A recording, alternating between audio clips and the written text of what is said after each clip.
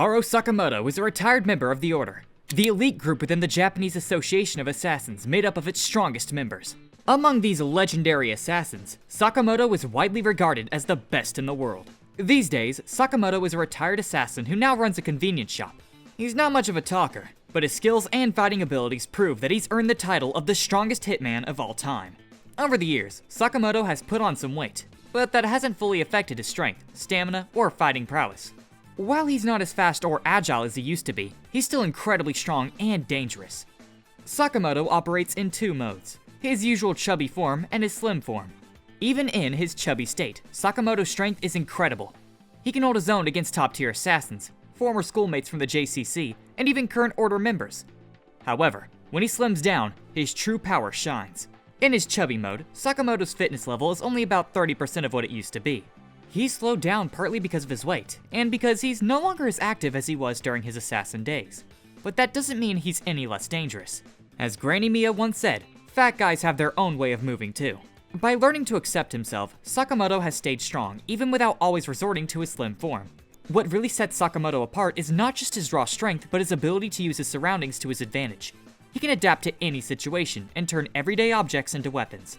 Whether in chubby or skinny mode, he uses the environment to outsmart his enemies. When Sakamoto burns enough calories, it's like flipping a switch. That's when he activates his skinny mode and goes all out. In this state, his speed and strength improve dramatically. He can take down opponents like Boiled with ease, reminding everyone why he is the greatest hitman. He can even hold his own against powerful assassins like Kageuri, another member of the Order. It is in skinny mode that Sakamoto faces someone who might just be the strongest member of the Order. This person is even deadlier than Sakamoto. But more on that later. Before the main events of the series, Sakamoto was already being hunted by assassins. Some assassin groups did not like his retirement and wanted him to continue using his skills. Things got worse when someone put a bounty on his head. To protect his family and live peacefully, Sakamoto set out to find out who put the bounty on him and get it removed. Sakamoto's married life has been far from ordinary. He once used his strength to hurt others, but after retiring, he decided to use it to protect the people he loved. In the Sakamoto household, family rules are strict, and the most important one is not to kill. Breaking that rule isn't an option because for Sakamoto, the punishment is divorce. Sakamoto's retirement is one of the most touching parts of his story. He stepped away from being an assassin because of his wife, Aoi. Back then, he did everything for her, but Aoi hated receiving anything earned through bloodshed. She told him she would leave if he didn't change. That made Sakamoto realize something.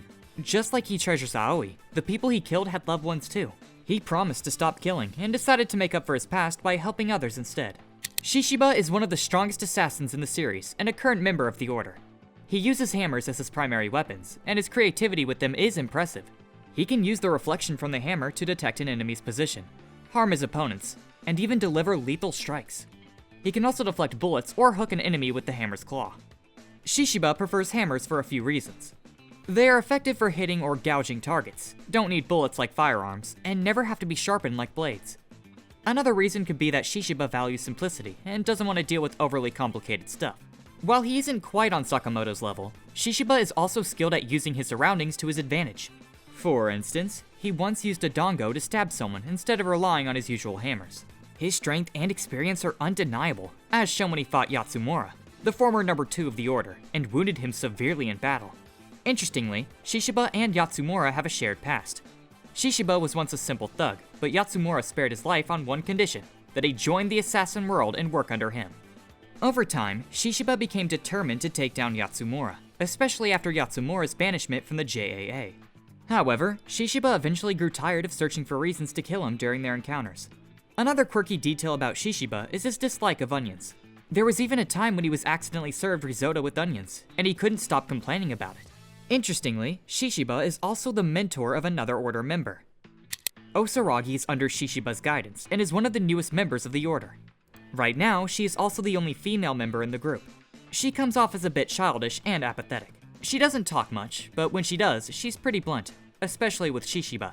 For example, she once compared Sakamoto to a bear and described Dump, a dangerous inmate, as an echidna. Despite her appearance, Osaragi is one of the deadliest assassins out there. She might even be a prodigy when it comes to taking people out. Shishiba once mentioned that Osaragi was just a young girl who grew up on a farm, which makes her deadly skills even more surprising.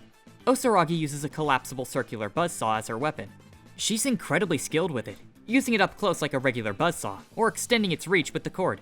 She can even use the cord to pull her targets closer, making it easier to finish them off quietly.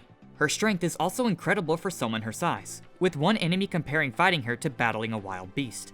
At first, Osaragi didn't care about causing massive destruction during her missions. She would destroy houses or even a Buddha statue without thinking twice. But after Shisha told her to keep things quieter and avoid messing up the city, her perspective changed. Now, she believes normal people deserve to live happy lives and shouldn't get caught up in their world. Since then, she has tried her best to hide her killings, even when they happen in public. Osaragi's view on assassinations is also interesting. She doesn't overthink it, and once compared it to killing a bug that wandered into your house. She also believes her purpose in life is to maintain order. Since bad people will always exist, she feels she has a reason to keep living and punishing them. Hold up real quick. Before we dive into the rest of the Order members, break down the strongest one, talk about the candidate who turned down the spot, and uncover more about Shisha and Yatsumura's backstory. If you're enjoying the video so far, don't forget to hit that like and subscribe button. Now, let's hit the target and get back to it. Oki is the current leader of the Order, and is said to have the strength to put him above Shisha. For most of the series, Oki is always on an unspecified mission overseas. When he eventually returns to Japan, he learns about the major losses the JAA has suffered. He decides that action is needed to fix these things in the name of the Order. Oki has a nitpicky personality. He's very strict about punctuality, and once scolded Shisha and Osaragi for being late to a meeting by just 1 minute and 14 seconds. He's also a stickler for rules and strongly opposes harming innocent civilians, which goes against JAA policy. Another thing about Oki is that he doesn't believe in working for free. He's confident in his abilities and even claims he could take down Shisha in under a minute. Despite his confidence, Oki takes his responsibilities as a leader seriously. If something goes wrong during his absence, he's willing to accept the blame. He even said he'd be ready to die after completing a mission if it was necessary. That mission is to eliminate 3 targets, 2 of whom are Sakamoto and Nagumo. To make sure the mission succeeds, Oki also brought in 2 new members to help. Taurus is one of the assassins Oki brought into the team. He's been in the assassination game for over 50 years, making him a veteran. What really makes him terrifying though is that he's beaten Sakamoto not just once but 5 times in a row, and he's strong enough to do it again if needed. Taurus uses sandblasters as his main weapon. Sandblasting involves using compressed air to blow materials like gravel, glass, or metal shards at high speed. It's a deadly tool in Taurus's hands, capable of breaking through poles and causing serious destruction with just the impact. The reason Taurus chose sandblasters is surprisingly simple. Bullets are expensive, and he'd rather spend that money on horse racing. Taurus is a gambling addict and owes a massive amount of debt. In fact, the only reason he joined Oki was because he owes the JAA billions of yen, which translates to millions of dollars. At first, Shisha wasn't impressed with Taurus. That changed when Taurus not only survived an attack from him, but also managed to destroy the claw of Shishiba's hammer. Taurus's gambling mindset also comes through in his fights. Instead of relying on luck, he's excellent at making the best of any situation, like playing a winning hand in a card game. He's also got a clever plan to deal with his debt. Taurus wants Sakamoto to commit bigger crimes so his bounty will increase. Once that happens, Taurus can collect the money and clear his debts, including all the interest. This is why he hasn't killed Sakamoto yet, even though he easily could. Taurus thinks Sakamoto's current bounty is so low it's not even worth the effort, even going as far as comparing it to pocket change. One funny thing about Taurus is that he's even given Sakamoto advice on how to get stronger. He's willing to help as long as it serves his ultimate goal. While Taurus won't take jobs that don't pay, he has no problem hurting civilians if he thinks it's necessary for a mission. Along with Taurus, Oki has recruited another assassin named Tanabata. As a regular member of the Order, Tanabata stands out with his impressive talent and unique skills. His main weapon is an electric guitar. Tanabata uses it to send powerful sound waves that can strike his targets with precision. He is also highly skilled at controlling these sound waves. For example, he once directed them through the sewers, guiding them from one manhole to another to hit Sakamoto and his group. This ability allows him to attack enemies directly without much interference. He can use the guitar's cable to physically strike his opponents, and just one strum is enough to unleash a sound wave so strong it immobilizes his targets. Even Osaragi was briefly knocked unconscious by a strum of his guitar. Tanabata is also a professional musician. His songs are inspired by his violent actions, and his creativity is at its peak when he witnesses death. Despite his skill, he is sensitive when people criticize his music. He was visibly hurt when Osaragi bluntly said his music was too loud. Yoichi Nagumo is one of the most versatile and powerful assassins in the series. He is a friend of Sakamoto and has become one of the JAA's extermination targets after being expelled from the Order. Nagumo's ability to disguise himself is unmatched in the series. Even Shishiba acknowledges that Nagumo's mastery of disguise makes him a difficult target to handle. Nagumo's mastery of disguise is so advanced that he can transform not only himself, but others as well. For example, he disguised Sakamoto as Aoi on multiple occasions, and even changed both his and Shin's appearance during a mission. The duration of these disguises varies. He can maintain it for 30 minutes when transforming himself, Sakamoto, and Shin, but for a full 24 hours when disguised as Sakamoto alone. Nagumo's strengths and weapons also stand out. Since his days as a student, he has become recognized as one of the greatest prospects of JCC, along with Sakamoto and Rion. Granny Mia even mentioned that Nagumo is currently stronger than Sakamoto. Nagumo's motto emphasizes deception as the key to killing, which is reflected in his fighting style.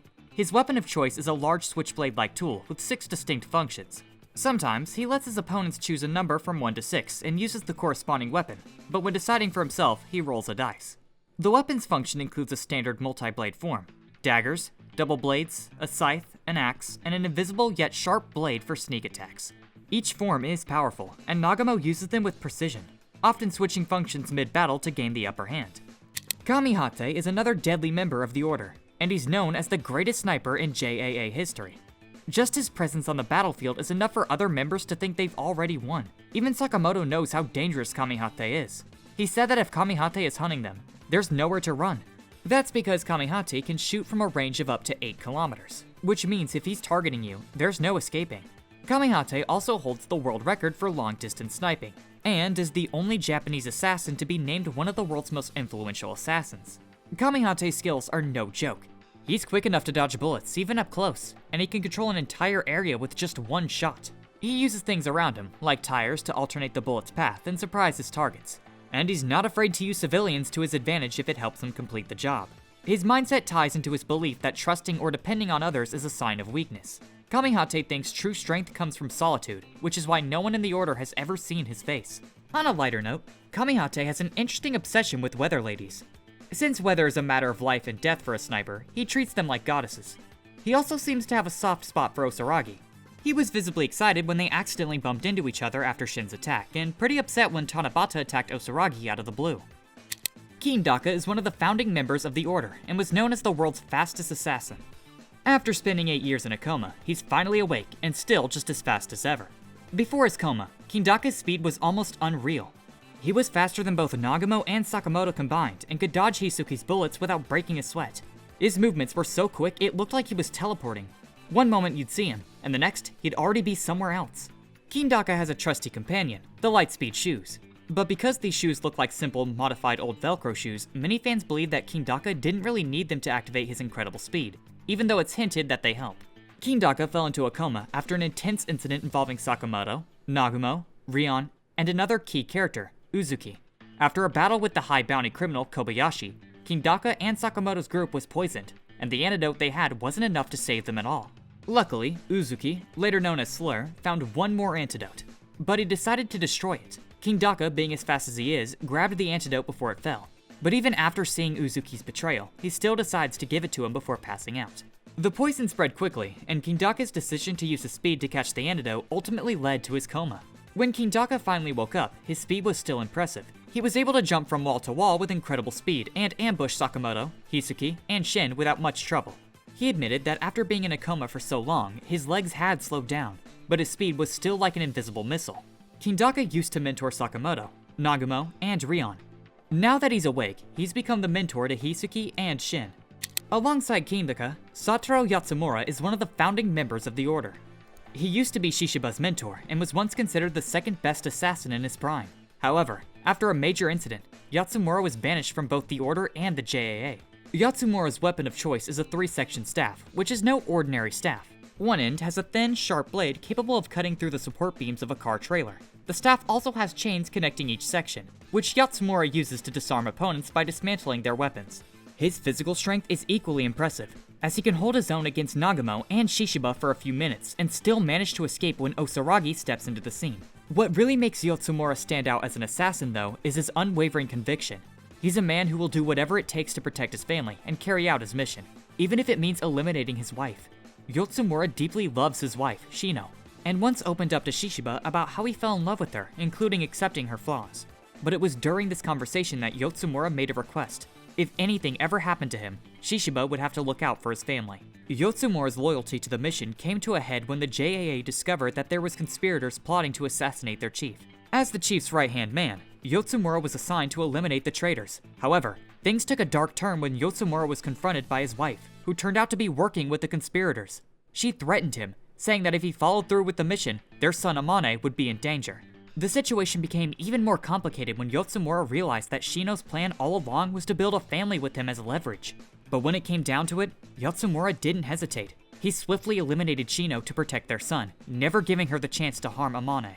Unfortunately, Amane only saw his mother's death, and this moment triggered a deep hatred for his father. This tragic event is what drives Yatsumura's current mission, to destroy the JAA. He believes that once the JAA is gone, he'll finally be able to look his family in the eyes again. However, things take an unexpected turn when Yatsumura is defeated by Shishiba and ends up near death after wandering into a river. It's then that Nagumo steps in to save him. Nagumo offers Yatsumura a deal. If he fakes his death, Yatsumura can work for Nagumo to investigate Rion's death with the JAA. If Yatsumura agrees, Nagumo promises to arrange a way for him to reunite with Amane. Refusing, however, would have heavy consequences. Kageuri used to be a member of the Order, but was expelled after the JAA discovered his connection to Slur. Kageuri doesn't really see himself as an assassin though. He proudly identifies as a filmmaker and values his work in cinema more than his skills as a killer. His passion for movies runs deep. In fact, he's so well known that even Shin recognizes him as a director, screenwriter, cameraman, and producer of world-class assassin films. Despite Kageuri insisting he has no weapons or abilities for assassination, his actions in the series tell a different story. During the JCC transfer exams arc, where he acted as both a director and a test administrator, he showed why he was once a member of the Order. He uses everyday filmmaking tools in deadly ways, like a clapperboard sharp enough to take down multiple enemies in one swing, or a video camera that can shoot energy blasts powerful enough to destroy an airplane. Kageuri's love for filmmaking, though, is borderline dangerous. To him, everything in the world exists for cinema, even the deaths of loved ones. He's so obsessed that he's willing to take lives to improve his films, and won't think twice about killing anyone who dares say YouTube videos are better than movies. Making movies is his entire purpose, and losing the ability to create them takes away his will to live. This obsession also explains why he worked with Slur, although Kageuri wouldn't say he was fully on their side. His only goal is to create a masterpiece about the battle between the JAA and Slur. He doesn't care who wins as long as the movie turns out perfect. What many people don't know is that Kageuri didn't earn his seat in the Order on his own. He actually inherited it from a close friend. In the past, Kageuri had a good friend with whom he used to enjoy spending time. This friend was a professional assassin and a former member of the Order. One day, the two got into a fierce argument about what makes the greatest movie. Things escalated into a brutal fight, and in the end, Kageuri's friend lost his life. Filled with guilt over what happened, Kageuri decides to take his friend's place in the Order as a way to make up for what he had done. At first glance, Yo might come across as an arrogant guy with a short temper, and while there's some truth to that, there's a lot more to him than meets the eye. Yo is a big guy with enough strength to be a member of the Order, but what you might not expect is that he's not actually cut out to be an assassin. Yatsumura even once said that out of all the assassins he's seen, Yo is the least talented. This might be a shock, but Yo's kindness is actually what makes him unsuitable for the job. He's the type to help someone like Hisuki, even if they've just met, and he won't hesitate to take an enemy's attacks to protect innocent people, even if it means taking a fatal wound. Simply put, Yo's personality is too kind for the ruthless world of assassination, and Yo knows this better than anyone. He's well aware that he can't be a true assassin. Unlike Nagumo, who's always sure of his actions, and Sakamoto, who has the courage to walk away from it all, Yo has always relied on hard work. He can't just give up because he's not naturally cut out for it. From the start, Yo knew there was a difference. It takes him longer than most to learn, so he compensates by working twice as hard. He's always the last to leave the gym, putting in the extra hours when others are heading home. Yo calls the other Order members genius monsters in hopes that one day he'll be able to stand alongside them. But don't mistake Yo's self-awareness for weakness. His raw strength is some of the best in the series. Armed with nothing but brass knuckles, Yo is nearly unbeatable in hand-to-hand combat. He believes that sometimes willpower is enough to beat technique. Yo's power is insane. Yo can maximize his weight and speed to punch through hard sheets of steel like a cannonball, making a hole through it with a single hit. One time, he one-punched a truck and destroyed it completely. His durability is just as impressive. He can take hits from Kumanomi, keep fighting even when he's blind, and continue on despite one of his ears being ripped off. Takamura is easily the strongest member of the Order, said to be 2 or 3 times more powerful than any other assassin in the series combined. He's so unbeatable and dangerous that even the enemies know the JAA cannot be destroyed as long as Takamura is alive. Known as the Phantom of the JAA, Takamura's skill and experience as an assassin are unmatched even by the world's best hitman, Sakamoto. His weapon of choice is a katana, and it's not just the blade that makes him so dangerous. The sheath itself is a powerful tool. Takamura also uses his skills cleverly. For example, he once sharpened his katana using bullets fired at him by Sakamoto. His cuts are also so precise that when he sliced his own arm, he was able to reconnect it with ease. Despite his age, Takamura has only grown stronger since the days when Sakamoto was still in the order. Another important detail about Takamura is that he will assassinate anyone marked with a special extermination target by the JAA. Although his vision is poor, he more than makes up for it with his heightened sensitivity to hostility and bloodlust. That said, there is one slight opening in Takamura's attacks. After every few swings of his sword, he pauses to sheath it again, giving his opponents a brief moment to counter.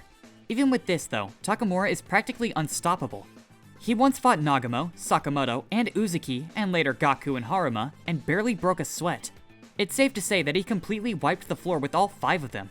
What's even more terrifying is that the only person who can defeat Takamura is another version of himself. Etsuko Satoda is an instructor at the JCC Academy and one of the strongest assassins, especially during her prime. However, despite her abilities, Satoda has never joined the order. That's because she turned down the offer when it came her way. Even though Satoda isn't part of the order, her strength and the abilities that got her that invitation make her worthy of being on this list. Satoda is an Aikido master, and in her prime, she was known as the martial artist assassin who always came back from missions unscathed. Aikido might not be the first martial art you'd think of for assassinations, but Satoda made it her own, and even made it a required skill for assassins in the world she's a part of. She's so skilled that even after retiring, she's still one of the hardest assassins to beat. Satoda can easily knock down someone like Shin, hold her own against Kageuri for several minutes, and always stay alert even in the unexpected situations. What's impressive is that even if there seems to be an opening to defeat her, up close those openings vanish and it feels like there's no way to get past her. What makes Satoda even more interesting is her backstory. Although she's undeniably a top-class assassin, she turned down the Order's invitation because she didn't feel like it was the right path for her in the assassin world. She believes that too many people die in this world, and that the way to fix it starts with changing how assassins are educated. That's part of why she teaches kids to become assassins, though with the complex feeling that she doesn't want them to meet the same fate. As an instructor, Satoda is great at analyzing her students' strengths and weaknesses and offering constructive feedback to help them improve. It's also worth noting that Satoda was the teacher of Sakamoto, Nagumo, and Rion during their time at the JCC. And that's a wrap on every Order member in Sakamoto Days. Is there a character you'd like us to dive deeper into? Or is there a specific storyline, detail, or part of Sakamoto Days you'd love to see us break down? Let me know in the comment section down below. Thanks for watching, and if you want more content like this, click on the video on your screen now.